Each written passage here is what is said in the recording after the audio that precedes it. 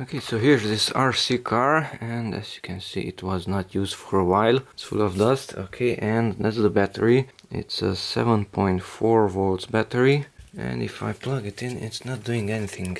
So let's connect these two, plus and minus, and the lights should come on, and nothing. On, off. So it's not good. It's not charged. And it is mentioned that if you don't use it, please turn off the power switch and unplug the battery connector after use. And I forgot to unplug that connector. So let's set it to 20 volts DC and measure the voltage. Red to red, black to black, and 2.3 volts. That's not too much.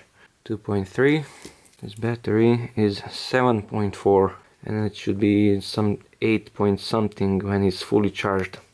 Okay, so let's try to charge it, but I think we'll have a problem.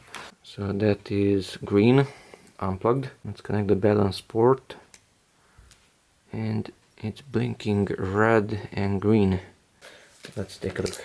Luckily this battery has another plug, and it says 4.4 volts. It is charging it, but it is very slow.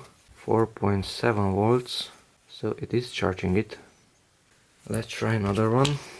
Let's see the amperage.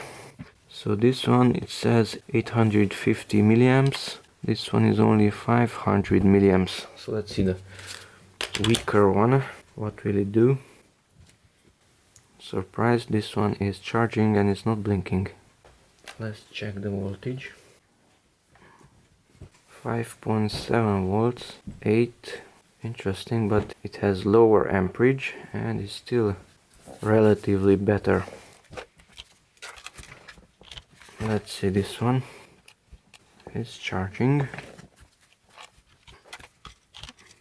It's charging.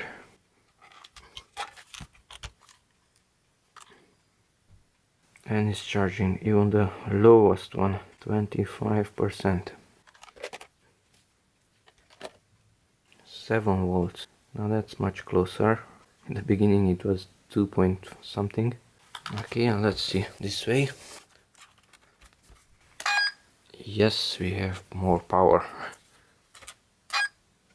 So make sure you don't leave the battery connected, and your batteries might not drain that low. It might destroy the battery if you drain it that much. So let's see the other charger, which was blinking. That was this one with 800 milliamps. Now it's not blinking.